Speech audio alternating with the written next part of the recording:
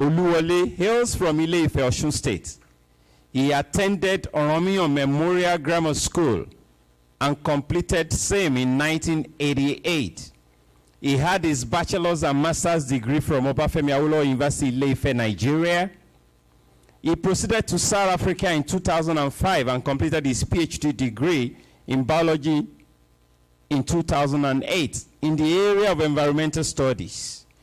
His research interest is in the biomonitoring of trace metals in the environment and impact on human health. He is currently working on some emerging pollutants, namely PFC, and pharmaceuticals in the environment. His work on PFCs in breast milk was among the first set of work reported in this area in Africa. Round of applause for this, among several others. Some of his research works were also published in High Impact Factor on the levels of trace metals in breast milk, and this is undoubtedly one of the pioneer research done in this field in Africa. Wonderful. With his research reports, Professor Oluoyo was able to demonstrate that industrial activities and vehicular emissions are the main sources of trace metals in the environment. His research on the biomonitoring of trace metals using plants was part of the first set of research conducted in South Africa using plants as biomonitors. He has published over 80 peer-reviewed work, mostly in international journals, and this includes Science of the Total Environment, Atmospheric Environment, among others. In 2021, Professor Oluoyo received an NRF rating of C2, which further demonstrated the depth of his work as an established researcher. Round of applause for him, please. He was appointed a visiting professor at the University of Saskatchewan in 2017 and 2018 in Canada. And in 2020, a visiting professor at American University, Washington, United States. Big round of applause. He has supervised to completion 5 PhD students and 15 MSc students.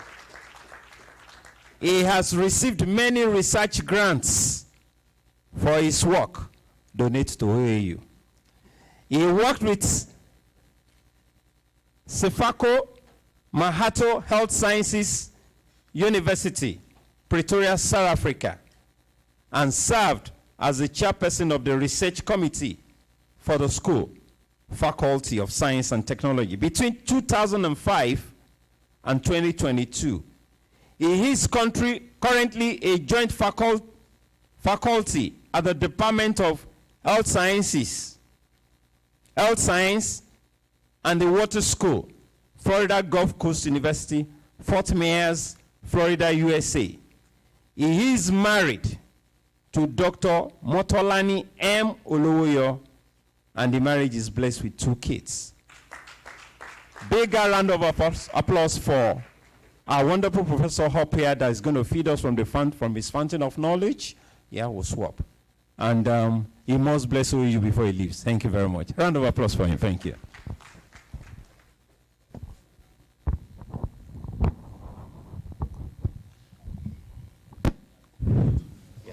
Good afternoon, ladies and gentlemen. Thank you so much for reading that citation.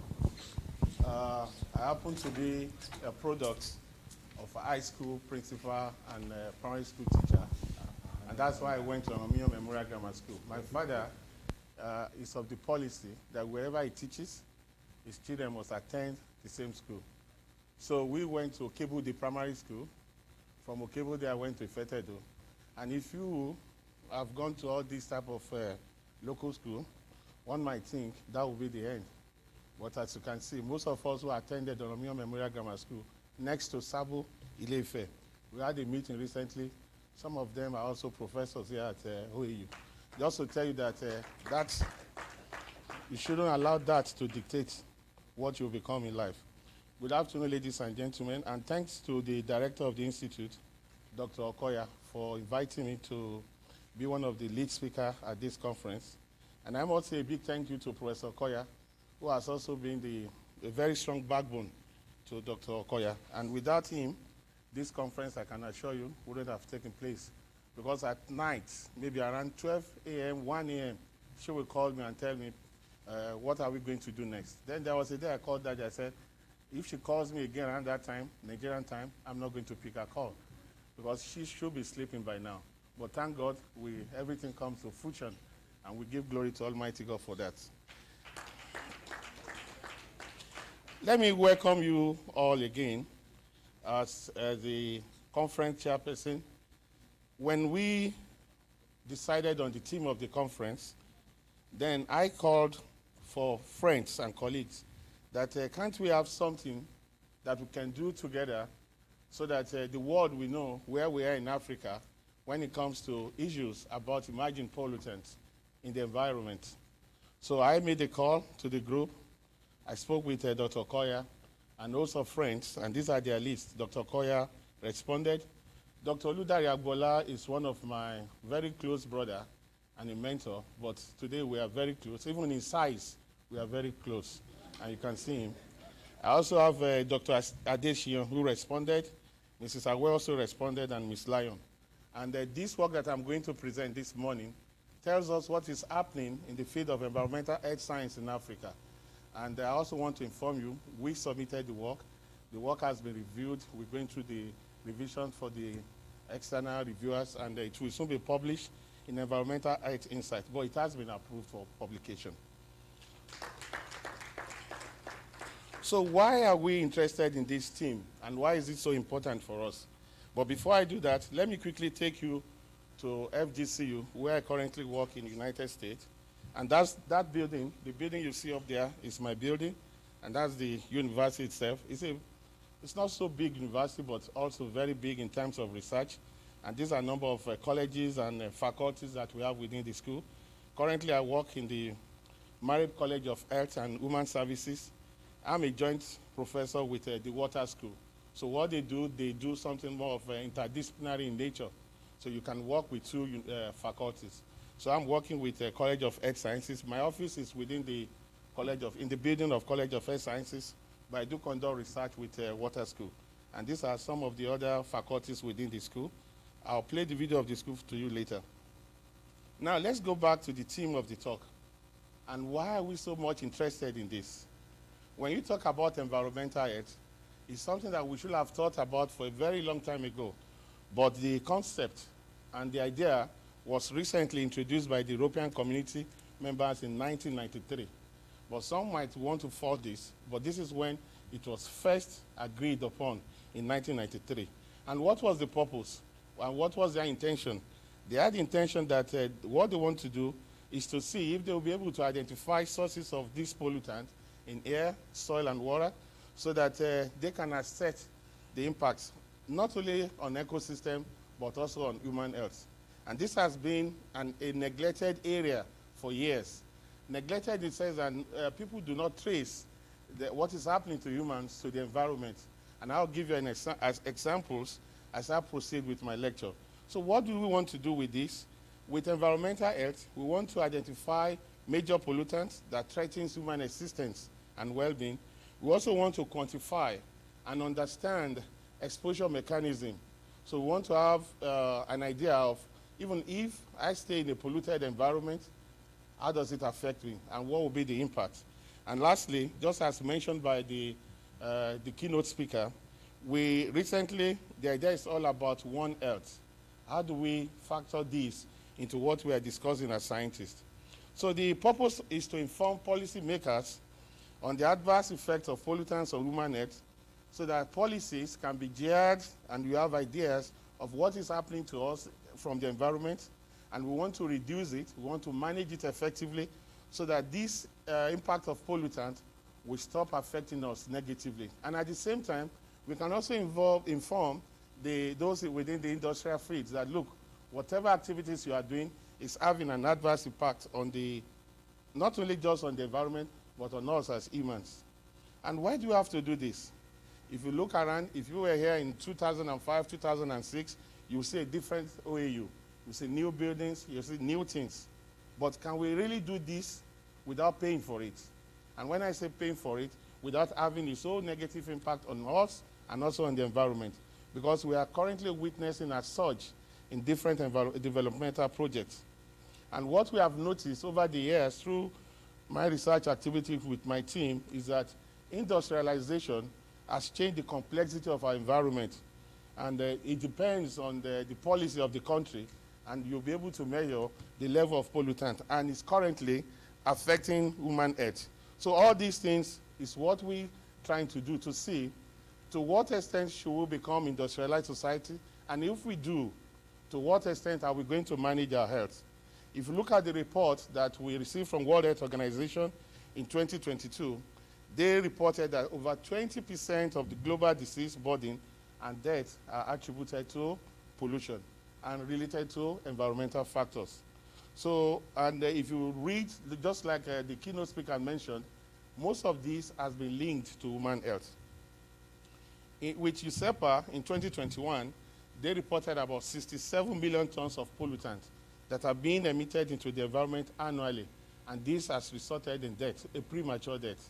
Not only that, you have in Europe in 2018, where they mentioned premature death of 346,000. UNICEF also talk about Africa, and in Nigeria, about 185 children, age of 5, die every day from pneumonia due to air pollution in the country. And this, we know the cause, we know the effect, and we know the source. So what do we do as scientists, and how can we assist? And some of these pollutants we're talking about, the keynote speaker mentioned some, and we have trace meters, you have your PCBs. PCBs, one might be thinking, why are we mentioning PCB? It has been discontinued, but in some countries in Africa, we still have presence of PCB. These are not really biodegradable. They stay for a very long time in the system, and they are endocrine disruptors. So we need to talk about them. We need to have a full understanding of the exposure mechanism. We need to get to know what do we need to do as individuals. And recently in Africa, we're also talking about PFAS. One will also wonder, why do you think about PFAS in Africa? We don't have industries that use PFAS. But we need not to forget one thing. Most of the products that we use are imported into the country. And when we don't use them again, what do? We drop them in our waste society, in our waste environment. And this comes back to haunt us as individuals. So all this has been implicated as problem for human health. And several authors, several scholars have mentioned different techniques of exposure. If you look at the work that was done by Nabulo, Nabulo has done a lot of work on the exposure mechanism. He cited 3 ways: injection, inhalation, and also through dermal contact. With us as adults, the issue of injections might not really be so significant, but at the same time, we can also ingest it through the food that we consume. You know, the Yoruba adage will say, "Akije fori atitan." And why do they say that? Maybe because they know that these vegetables can bioaccumulate these pollutants from the soil. I don't know, but my father told me. But recently, because of lack of food, people do harvest their vegetable anywhere, and they will wash it nicely and sell it to you without knowing the source of the vegetable. Also, inhalation and dermal contact. These are various sources of having these pollutants into us as humans. So we need to understand the exposure mechanism so that we can talk about the prevention that can be done in order to alleviate the problem. What is our duty as environmental health researchers? What is our duty as environmental scientists? You will see, I've decided to highlight that word, unbiased, in the red dots. And there's a reason for that. And as I go further in my discussion, you'll see why this is so important. The reason is that some scientists have become so biased just because the issue of funding. So whenever they receive funding from a funder, especially from industries, the industry will dictate to them, this is what we want you to write. And what will they do? They will go around and tell you that the method you use for your own research is flawed because they want to keep on receiving funding from those funders, especially from the industries. So we need to ask ourselves a question as scientists. Is this the way we want to go? Is this the solution? As we go further, I'll give you an examples of those of the work that has been discredited, yet it is happening to us now. So as scientists, we want to provide unbiased information on the impact of these activities on human health. We want to identify and quantify the pollutants that are affecting us as humans. And we want to try to think about how do we get the right sample size? How do we get funding? How do we get the consent of participants? Because one of the major problems we face is getting participants. And even when you get participants, are you ready to pay them? And if you pay them, are you paying them to give you the right information, or are you paying them for them to participate in your research? As we go further, you see what I mean by this. We also talk about ethical issues, and we talk about the review board, university review board. Some of them, it's a mountain to climb. By the time you submit your work, you have an idea. Someone who is not part of the team will change your work totally and tell you, you can't do it this way. This is how to do it. Is that science? Or are they tailoring your work for their own purpose? All these are what we are going to discuss. The world is talking about having data. Are we ready to release our data? And overlapping exposure and data analysis. All these are what we are going to discuss in our study this morning.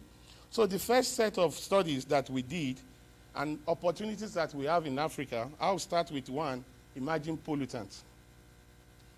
This one is gaining momentum nowadays because we're beginning to see them more and more in our environment. And there is mounting evidence that emerging pollutants such as PFAS, pharmaceuticals, and microplastics are now among the chief pollutants in the whole world. Take, for instance, our environment in Nigeria. If you travel all the way from Lagos down to Ife, left and right, you see water bottles, you see water papers, and everything. Those are plastics that we're talking about. And now later, they become degraded, they turn to microplastics. Are we really checking them? So far, there are no works to actually examine the impact of these microplastics on human health. We're trying to get it, but we are not getting there. And some have linked these microplastics to cancers in humans. To what extent are we doing it as scientists? These are some of the areas, these are some of the opportunities that we have in Africa to do it. Also, if you look at the work of Campanale, which he did in 2022, they mentioned microplastics as part of the risk to ecosystem, and they said research involving microplastics and its impact on human health is still very little, especially in Africa. And if you as we go further in this study, you'll see, if you go through tables, we try to use so many search engines to get information on what has been done on microplastic in Africa, not so much.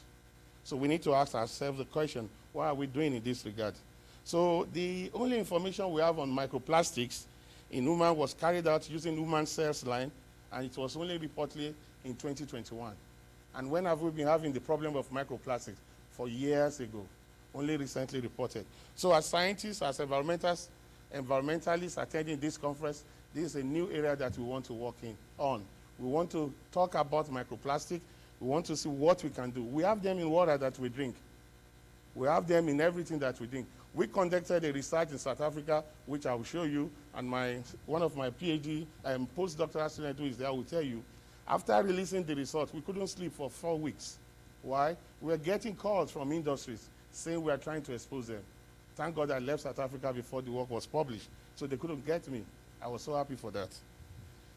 So one of the work we did on PFAS is this, occurrence and infant exposures assessment of PFAS in breast milk. If you see the result, it's so disturbing. And you ask yourself a question, where did they get this PFAS in breast milk? And these are fed to newborn babies. And where did they get it? From tin fish imported into the country. So we just want to be careful. This is an emerging area. This is a new area that we can work on. And when we did some search engine work with some of my colleagues, which I'll show you their pictures later, we didn't get much from Nigeria, from Ghana. And the only little ones we get, they were conducted in some labs in Germany and the other one in the United States of America. PFAS, just as I've mentioned, they were recently discovered in some parts of the world and majorly in Africa. And there are few data on their levels in the environment. So these are the new areas that colleagues can work on in terms of environmental and biological samples. But we need to concentrate more. It would be nice if we concentrate more on biological samples. And if we're able to concentrate more on biological samples, then we'll be able to understand the impact on human health. If you look at the work done by Buffett, who happens to be one of my collaborators, listed only 13 research activities that were done on different matrices in South Africa. We couldn't lay our hands on so many in Nigeria. We couldn't lay our hands on so many in Ghana as well. But these are little works that has been done. So it tells you we still have a lot to do as scientists. And the major concern is that there are no data.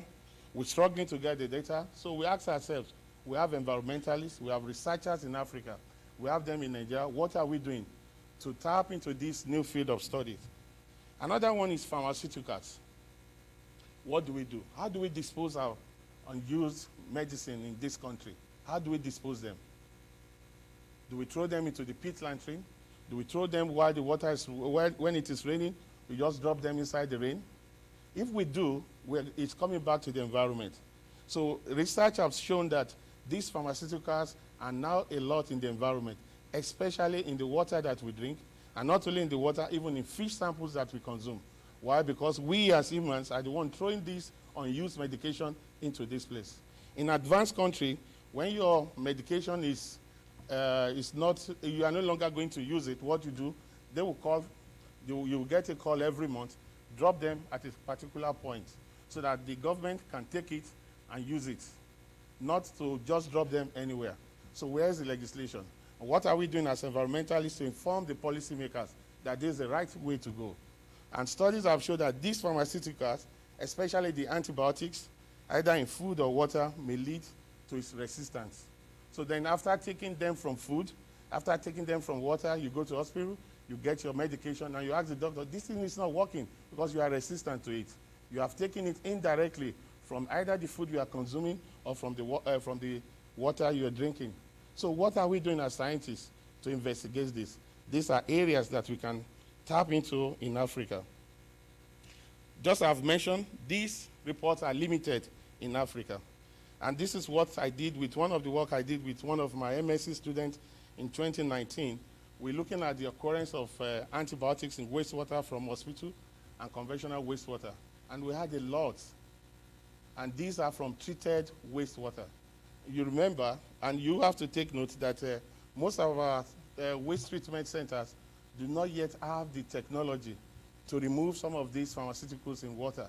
So we as humans, we as environmentalists, need to inform them that these things, we are not yet ready to remove them from water, but let's dispose them in a better way so that we can protect the environment. And while we're trying to protect the environment, we're also trying to protect ourselves. There is another research, which the keynote speaker also mentioned, in terms of climate change research. To what extent are we working on this? And the effects, the impact is on us now, except one is joking. So there are compelling reasons for researchers, especially those in the field of environmental health, to develop innovative solutions that will not only explore the impact of climate change on human health, but focus on One Earth. The focus now should be on One Earth, not just on us. And when we talk about One Earth, we're looking at plants, we're looking at goats, we're looking at sheep, we're looking at everything together. Because most of us this morning, we've eaten meat, we've taken our fish, and we've done so many things. So if we focus on ourselves and neglect those other fields, we are just deceiving ourselves. So the focus now should be on One Earth and develop an action-oriented strategies that will protect the earth and build resiliency through various adaptation mechanisms. What about instrumentation? In those days, you have to do your titration, you have to do pipetting and all the rest. You don't do that anymore. You have instruments that can assist. But with this instrumentation, there are mixed feelings. There's a particular instrument, and most of us know it. When you talk about LCMS, MS, and you have some machines, all you need to do is to work on, you put into the machine the targeted compound you are looking for. But just insert into the machine some other formulas, either C, carbon, you can put hydrogen or whatever into that machine. They will give you non-targeted ones. I will get ready to work on those non-targeted ones. And these are instruments that are available. But when we get to the other side of the story in terms of challenges, we will discuss it. And we will talk about what can we do. So non-target analysis may also be done because these machines may perform full scanning or full screening. So let's try to explore all these options. These are opportunities that we have in Africa. So what we are trying to say with this is that we still have a lot to do as environmental health scientists. What about our challenges? The first one, which we've noticed, as mentioned in some of our journals, is ethical issues and recruitment of participants. Ethical approval from Institution Review Board. If you're a member of ethical committee, please stop changing our research. Look at the science behind our idea and assist us to develop more, not killing us. So some of us will submit our review work to this review board, and you wait for months before getting a feedback. These are some of the challenges that we have. The recruitment of participants, retention and compensation is also a big problem. Where do we get the money? And even if the fund is available, do we now pay participants in order to get the right information, or we pay them so that they can eat and give us what we want? You can do snowballing. Snowballing is one of the major problems, as a major problem. Because with snowballing, if care is not taken, a friend will invite another friend, and he will just tell him, go to them, tell them you are a smoker. Tell them you smoke this, you smoke that, they will recruit you. And when you analyze the blood sample or the urine sample, you will not get the result. Then you tend to wonder, have I actually recruited the right participant? So these are some of the challenges.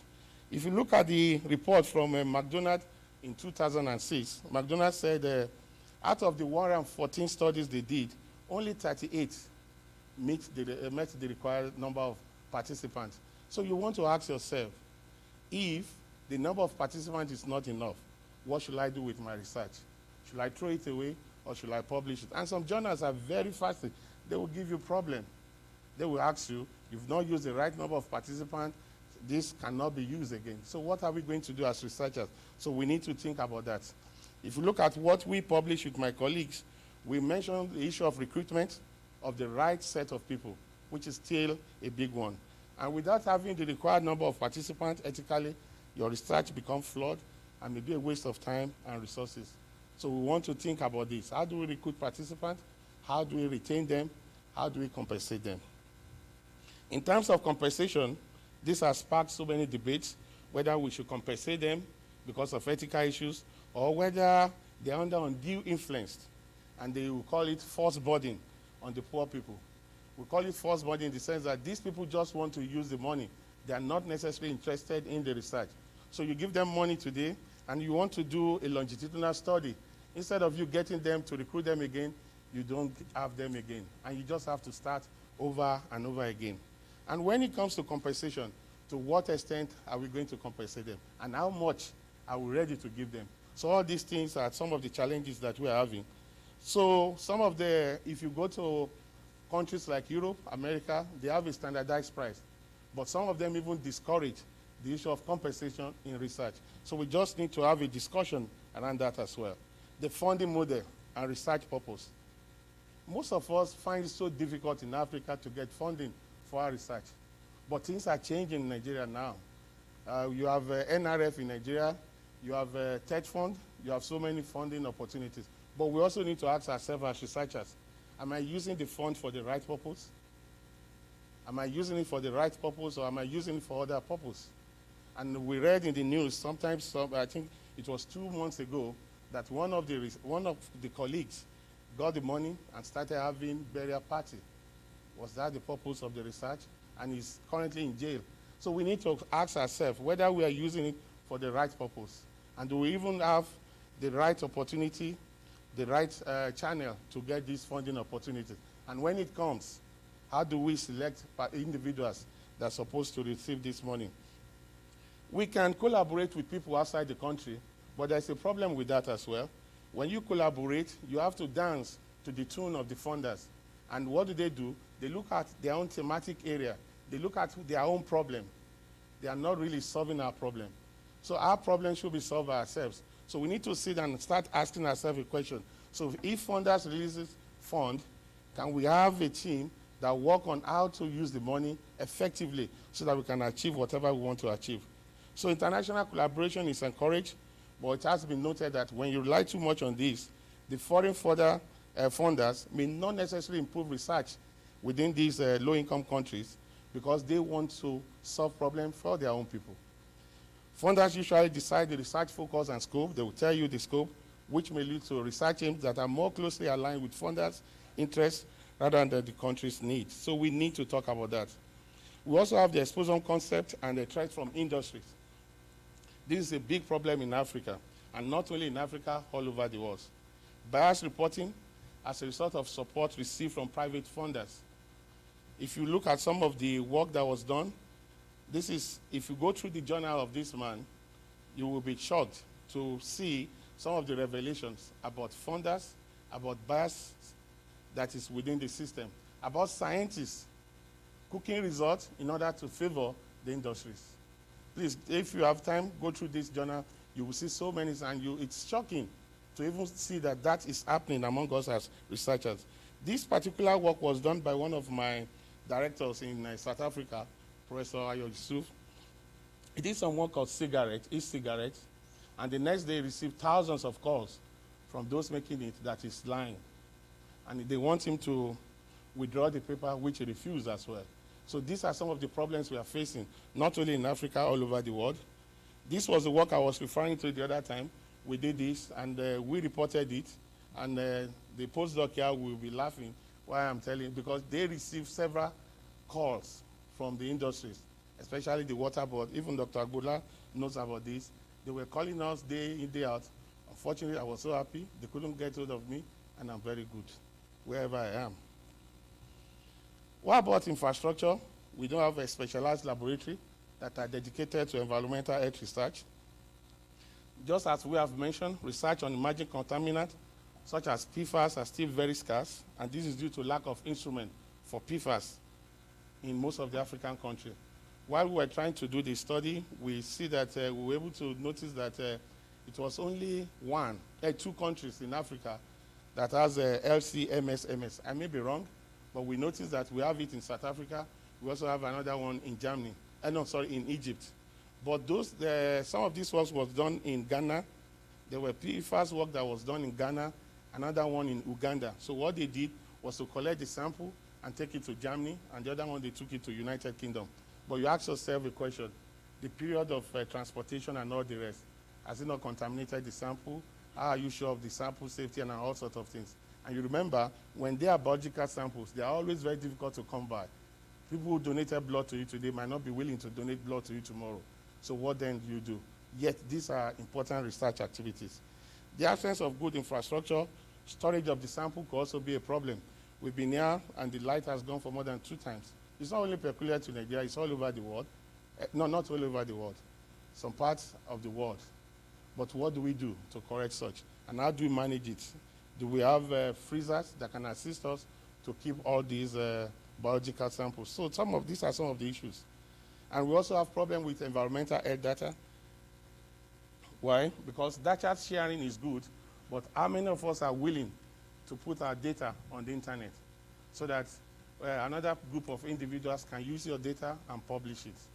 Are we ready to do that?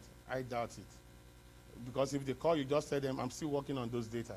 And if you want to put your data on the internet, you remove some and you put some, and it becomes so useless for whoever that wants to use it. So data sharing should be encouraged.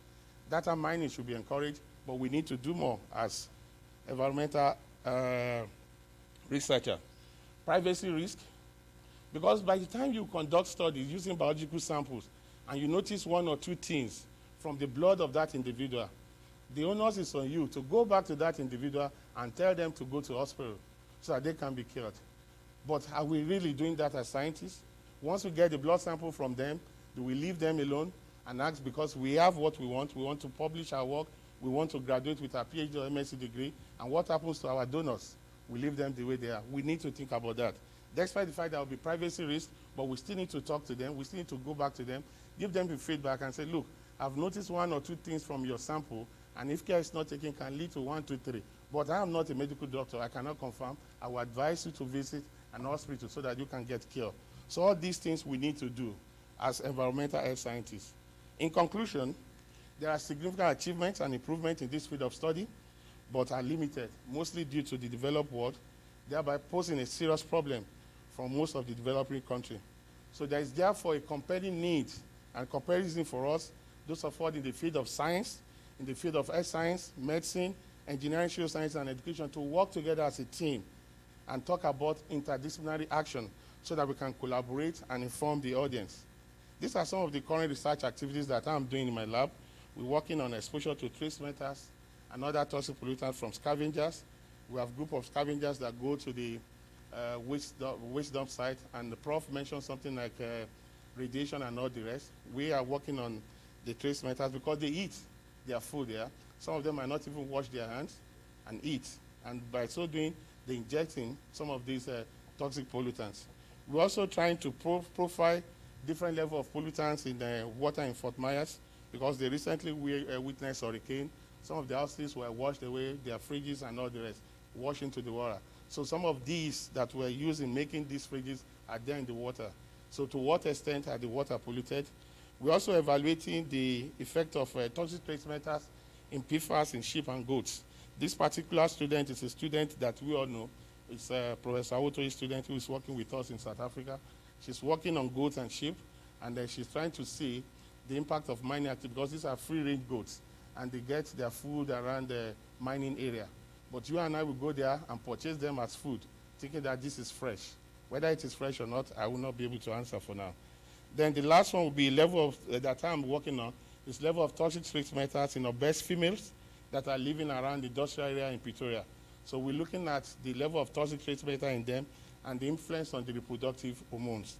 So we're trying to have an environmental education initiative, trying to create an awareness of the inclusion of environmental education in high school curriculum, because in most cases, this is only done for science students. But for those in the field of social sciences, art, and all the rest, it's not done really. So we want to see how we can have a team and have an environmental education initiative. We're going to send emails and WhatsApp number if anyone is willing to join that initiative, so that we can educate our people. We're trying to establish that environmental education initiative group. We're also creating awareness with the non-science student group, so that they can have information on what is happening in the environment. These are my collaborators, Dr. Adesina, Dr. Koya, Professor Gunjimi, Dr. Agbola, Dr. Ms. Lyon, Dr. Mugbisha, Dr. Oladeji, and then Mrs. Awe.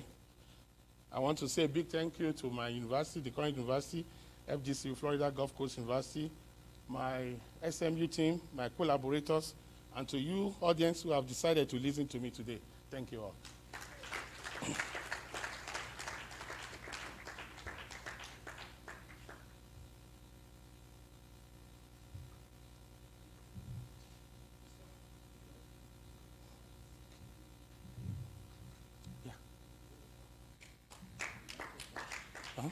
I'm waiting for questions. Oh, I can hold it now.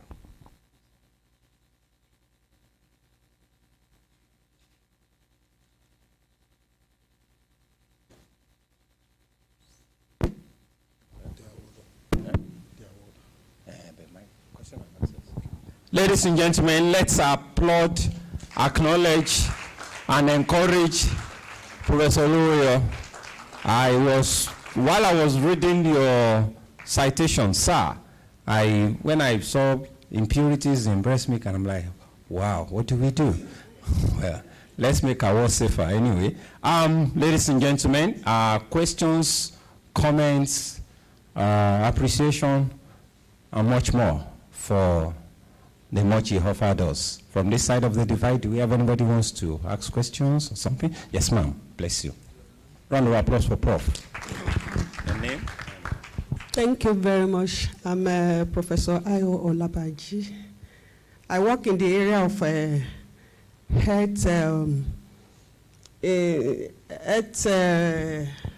both health, environment, and chemistry. In fact, I coined my work as your environment determines your health. That's the way I put my work together. I've been working in the area of pollutants in the environment, especially in biological samples. I work with, I collaborated with some people in the OAU teaching hospital. We worked on, what's it called? These, we work on nails, air, yeah. We determine some trace metal in mentally ill patients, and we've worked on the, I'm trying to remember. I don't know what is happening to me these days. I forget things easily. So we've worked also on the blood samples of cardiological patients, and we were able to determine a lot of, trying to remember. Yeah.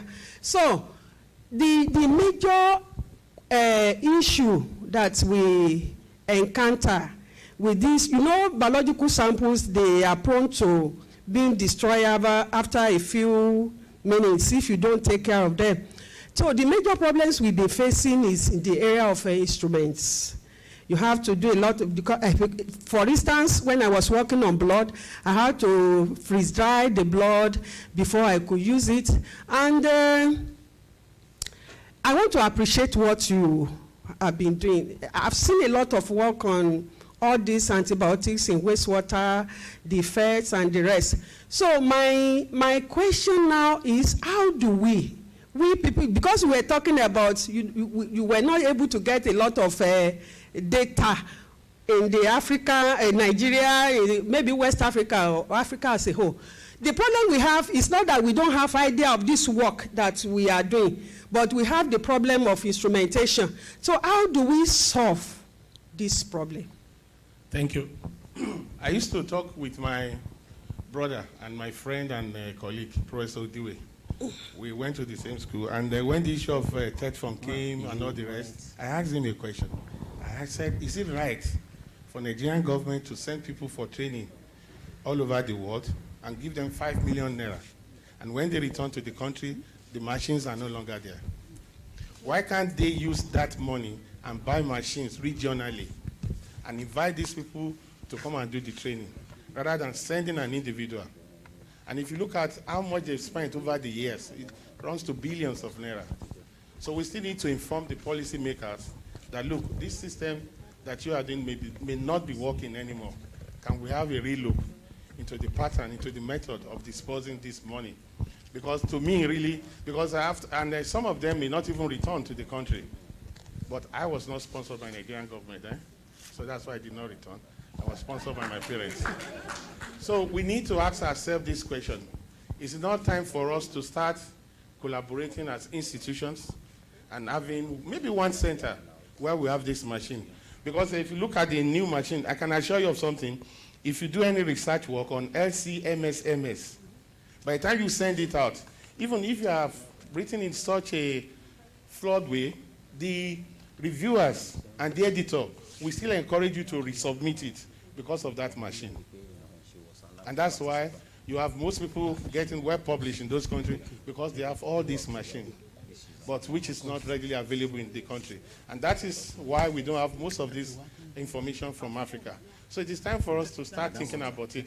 The one we did on PFAS in breast milk was one of the first work, actually the first work that was reported. When we submitted it for publication, I think it was accepted within 3 weeks. And these are signs of the total environment. All these are all imperfect. It's not that we are brilliant, it's just because we are using the right equipment. And in most cases, when you now do some review work for some countries in Africa, some of them will want to do this work, they will still be using some old. Then you ask yourself what is happening. But we do understand. Others might not understand. And then you ask, so we just need to think about what we need to do and inform, like meetings like this, it's always good to also invite those policymakers to listen to us. But in most cases, they don't have our time. They don't have our time. Unfortunately, there's nothing we can do. Yes, please. Thank you very much, sir. Though I have my own question too. I will answer it if I know it. Thank you very much, sir. With your permission, can I sit down while I talk? Please do. Okay. I listened to your lecture. You know, after finishing from that session, you asked if I was going. I said I want to learn. I think I've learned a lot from your lecture. I want to thank you for that beautiful presentation. Thank you. The question I have is on this LCMS. Is it only LCMS that can be used for the analysis of PFAS in biological samples? I'm thinking GCMS also may do. You can use GCMS, MS. You know, you get them in PPB. All right. So you might not be able to pick them with GCMS. Okay. Except if they are in high amount. And you don't wish and to even have them in high amount. Okay. So we will be thinking of triple cord, okay. GCMS, MS, or LCMS. With that, you will be able to get results. All right. And then you can also think about non-targeted aspect, which I just mentioned. Which you mentioned. So which will also help you to get better results. With GCMS, you might not get it. You might not get it. Okay. And secondly, on your response concerning TED fund, I think for NRF, there is a provision for some equipment. I don't know to how much, depend, because with NRF you can access up to 50 million. Up to 50 million. Up to 50 million. And I think that it depends on strategy. And but 50 million will not buy. No. I know. I'm saying the LCMS MS will cost you nothing less than 10 million. 10 million. 10 million naira, right? Rands. Okay. 10 million rands, okay. It's all right. It's all right. We'll work on that. Thank you. Thank you, sir. I think there's another one there. Yes. Just to inform you, all those breast milk sample that we did, I was not the one collecting it. It was a woman that was collecting. I was just analyzing because I don't want you to start looking at me anyhow. Good day, everyone. I'm Dr. Akinyele Abimbola Bankole. Now, my own is just to seek an advice from our presenter. Now, my area has always been in finding a way to treat all these pollutants. And my focus has always been shifted to using agricultural waste and probably an enhanced material to treat all those things. Now, I think last year I attended an online conference where an MSc student, PhD student, presented a paper on PFAS, and that was when I started focusing on PFAS. But I discovered that it is not easy to carry out such an experiment or such research here in Nigeria. Now, my advice, I'm seeking advice that if one wants to toe that line, what advice can you give to somebody that is here in this country where there are no equipment for such research? There's only one straightforward answer to that. You collaborate with people outside the country. And for you to collaborate with them, try to do one or two work and publish them in good journals. Because if you publish them in journals that are not known to them, they will not recognize you as a scientist. If you're able to publish in high impact factor journals or good journals, especially in that country where you want to collaborate, it becomes so easier for them to look at you and then work with you. Otherwise, I do understand the challenge that we do have. It's always very difficult to work in that particular field. But the best answer is to collaborate, talk to institutions. Like if they give one institution 50 million, another institution is able to get 50 million, why can't we merge it together and have a center? So that this idea of I own it, because that's another point we have. Once I buy something, I believe it's mine. It's not mine. The fund is not from you. It's government funding. So why should you claim it? Allow others to use it. So let's merge together, work as a team, and have it at a center so that where everybody can go and use it. Thank you very much, sir. Big round of applause for. Okay. Before a civilian question. Thank you. Round of applause for. Prof, thank you very much for that wonderful presentation. During your presentation, you made mention of pharmaceutical waste materials and the disposal. And that is the area that my mind got short. My recent trip home, I was feeling somehow ill. I went to my primary health provider for treatment.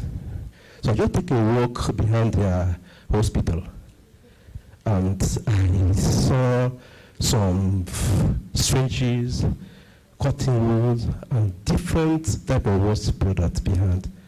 I felt so bad, and my sickness disappeared. Yes. Likewise, the journey I was traveling to Calabar the other day, I stopped at Ogoja to eat.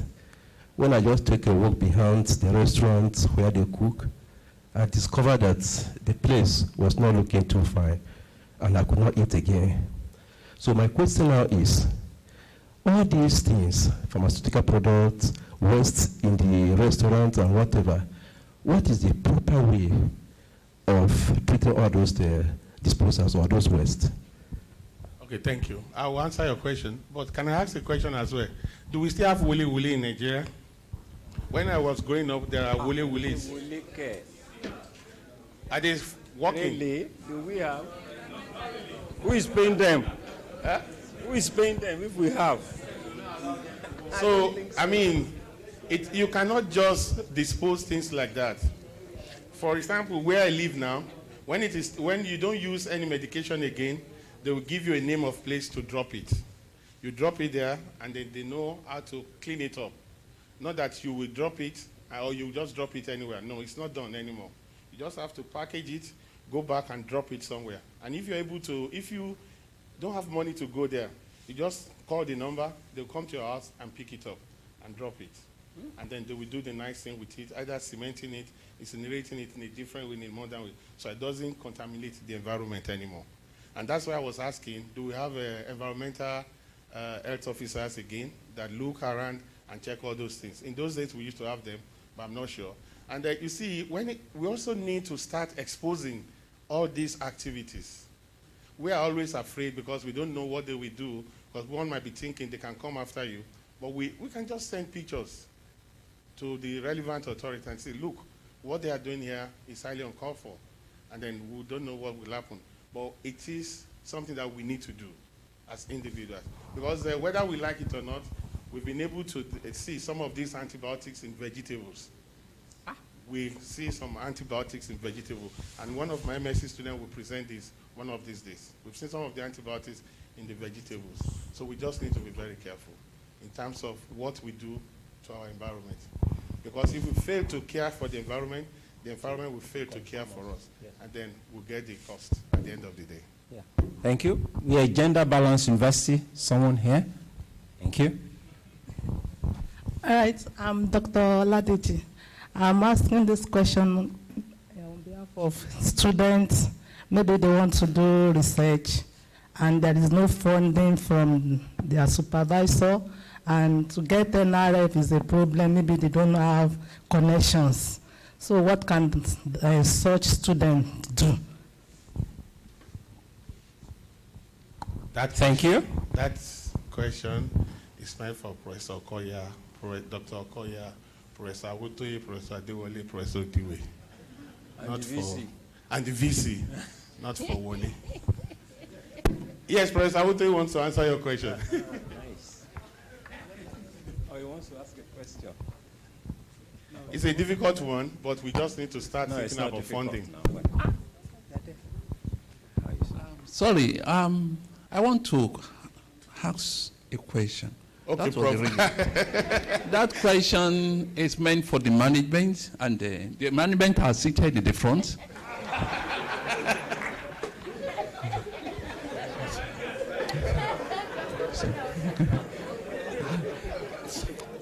Thank you very much, Prof. You have provided some vital information and which are relevant to our environment here. And I want to appreciate you sincerely for how you have given us, direction in different areas in the environment.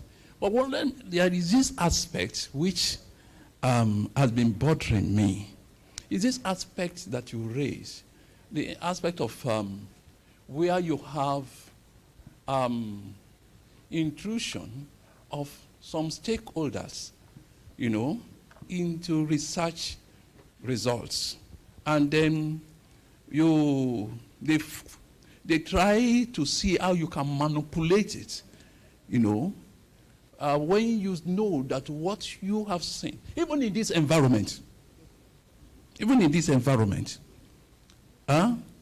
studies have been done, and you look for a way to kill the results, because it is going to speak against them. So how do we solve this problem? Because there is no way we can advance in this part of the world, because we have so many forces contending with research output. So that is why it appears that we are lacking behind. And most of our outputs are just on the shelves, you know. They are not being used by the government, and you see these challenges. The challenges is really facing us, and particularly because of the implication on the health of humans. And I've been wondering, because take for instance, let me not cite, let me just keep quiet so that I won't expose some things, you know. I just want to open our eyes also to this. How do we solve this problem? How do we solve this problem? But it's an area we need to address. Thank you, sir. Thank you, Prof. If you look at it very well, you will see people want to do research in that field, but they are afraid of the outcome. If you ask Dr. Ladiji, we were both in South Africa. She will tell you what we went through after publishing some work. We were even called by the director of the research to be careful, and she will now be changing some of the. It's a thing that we as scientists we need to be bold about, because what they do, those.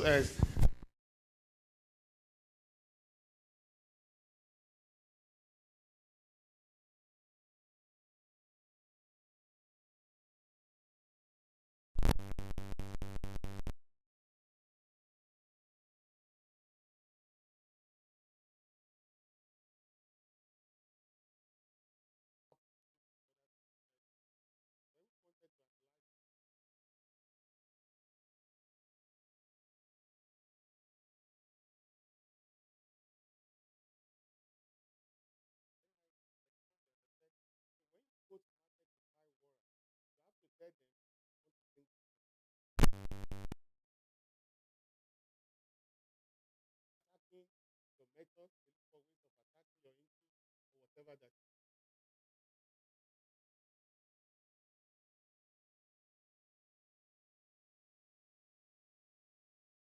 That particular powder that was causing ovarian cancer in young females, and they sued them to the millions of dollars.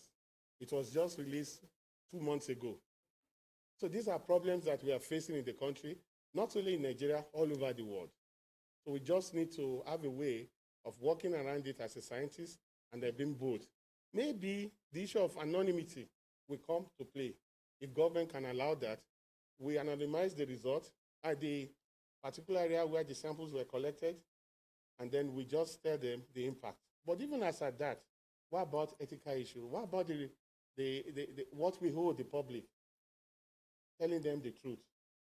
So these are some of the issues. And if you look at it, not only in Nigeria, all over the world, the number of scientists in the area of environmental health is reducing day by day because of threats from industries. So we just need to see what to do and see how we can do it. And before you can even get ethical approval from research school, it's also very, very problematic, especially if it's study involving the young ones. You need consent from the parents. And here is a parent who is not educated, yet you want to take blood sample from that particular child. So what are you going to do? They will tell you have to stop the research, yet you know the impact. And the impact of some of these pollutants are not something that are immediate. Take, for instance, your lead. Lead happens later in life, and it affects their brain. So, but they might have inhaled the lead while they are 2 or 3 years old, and now it's having effect when they are 18. And this particular child will come to school, you teach him from morning to evening, he will not pass. Yet the DVC Academy will be telling you that child must pass. Is that your fault? So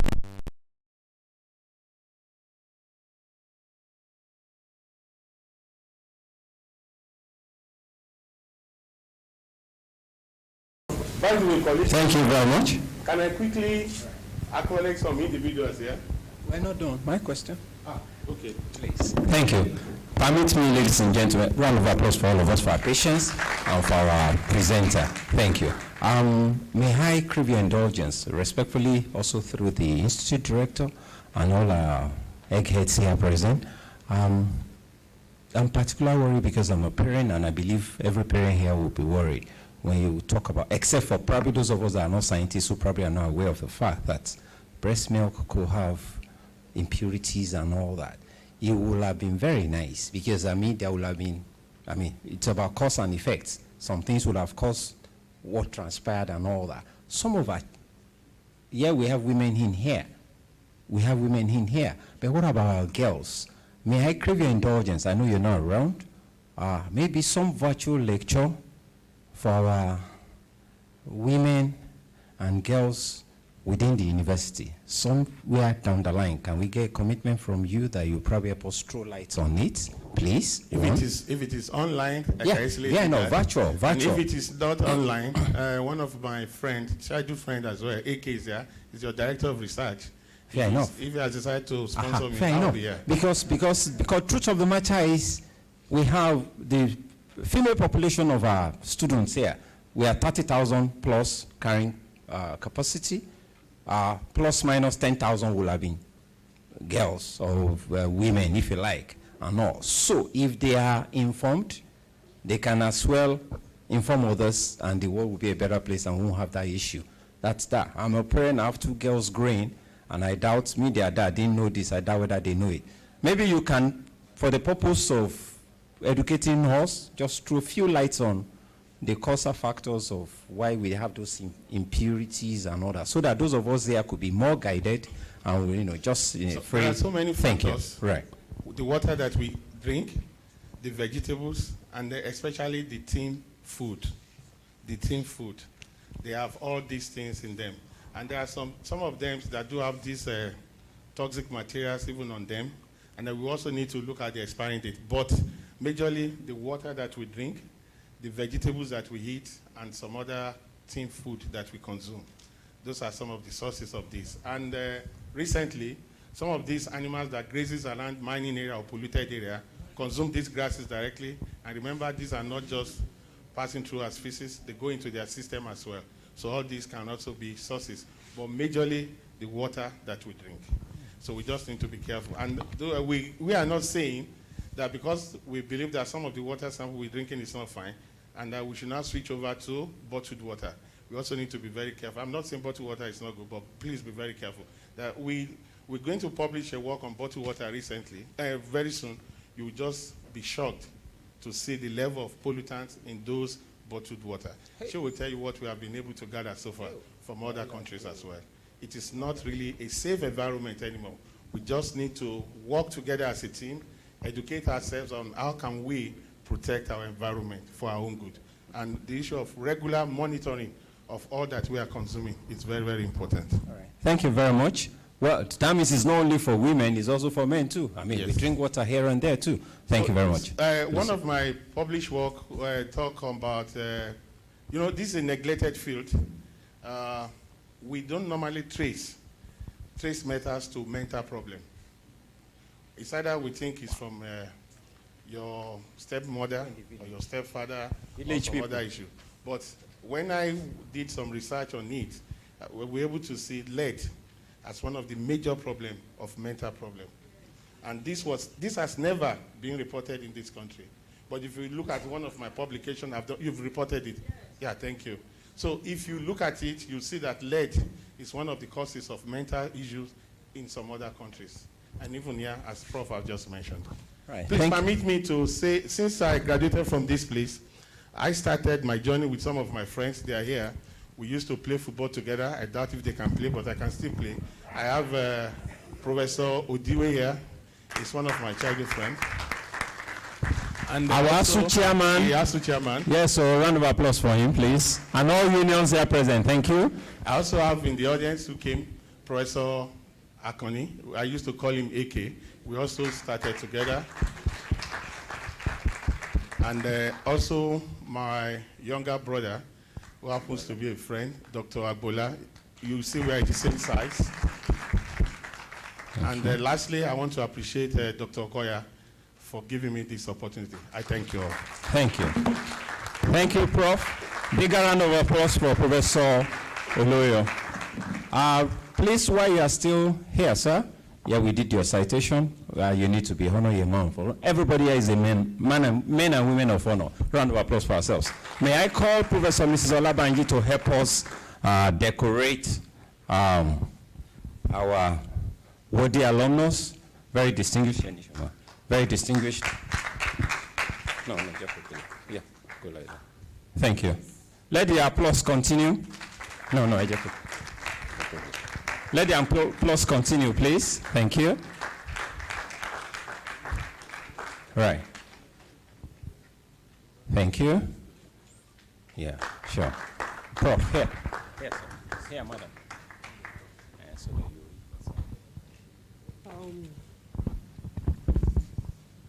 This award is for Professor J.O. Olowoyo for your contribution for a better environment and for the safety of mankind. We present this to you in the name of God the Father, Amen, and of the Son, Amen, and of the Holy Spirit. Thank you.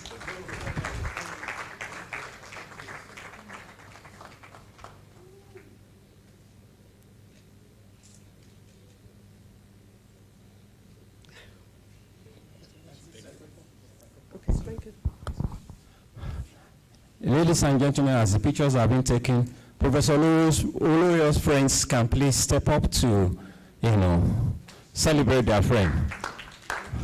And possibly bring a soccer ball too, since we are playing soccer together. Yeah, feels good. Thank you. You're welcome. You're welcome. Thank you. Thank you.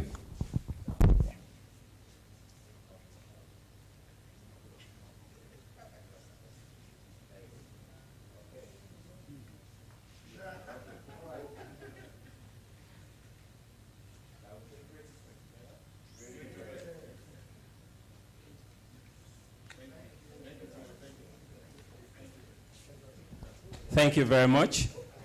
God bless you real good.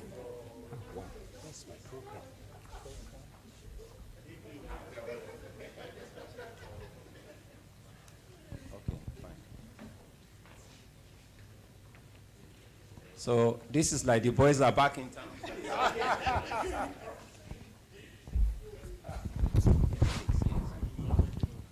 It's all good. Great! Great! Great Ife! Great Ife! Thank you so much. Please, can we have some house rules for the next few minutes? Hold on. Yeah. So you notice from the program that we have two sessions. One session will remain here. The other session we have to go to the institute. And we will want those who would like to present online to please remain here. As soon as we have our lunch, we'll return and then we can start the online presentation. Just as I've mentioned before, we're going to have some rules as well.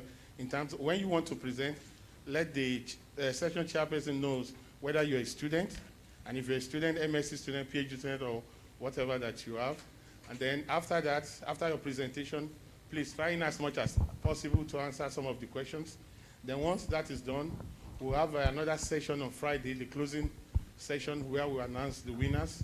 And this evening, for those who are paid delegates, we have a dinner at a conference center. The dinner starts by 6 o'clock in the evening. Please be there. We've prepared so many things for you for being a paid delegate, not just an invited delegate. Invited delegates are more than welcome to remain here till 6 o'clock, while those who have paid can join us at a conference center. Tomorrow, we are not going to be having our conference here. We'll be having it at the institute. So please do not come here tomorrow. We just have it over there. Thank you so much. Yeah, thank you very much. Please, before we exit, Great Ife. Yeah, very well. The Institute of Ecology, we all love. That's why we're here. Our university, we all love. We appreciate. That's why we're here. There's a new wind of change currently, sweeping through the university, and the institute shouldn't be left out. I spoke with the institute director yesterday, and for those who are, on Saturday, for those who are gathered here too, let's benefit. Institution of prizes, stroke awards, and scholarship or endowment for the institute. Most departments, faculties, and colleges are into this. It entails our distinguished alum. The soft copy will be shared with the institute director, but there is a form which whomever is interested can complete and all that.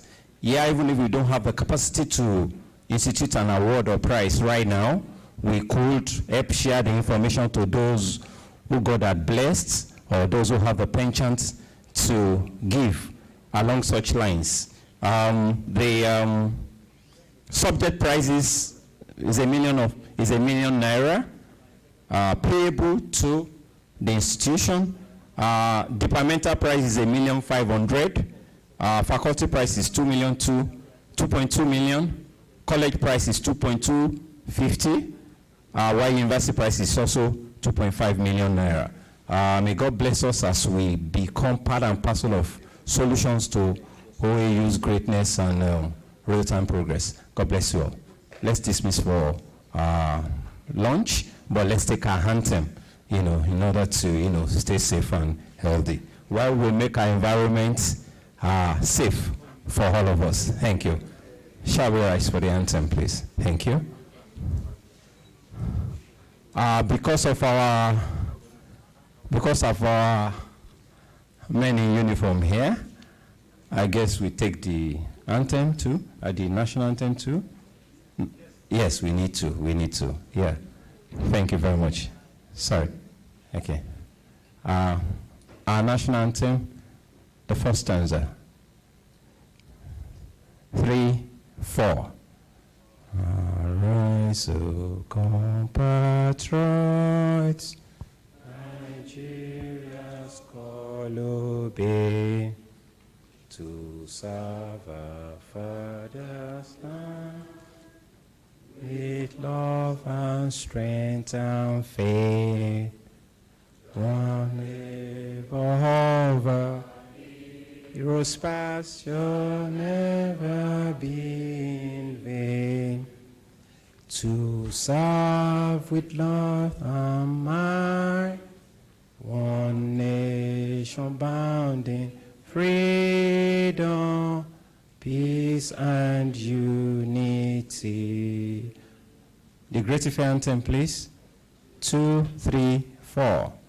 Great Ife, Great Ife, Africa's most beautiful campus. We are shows vigilant, progressive, alert against all oppression.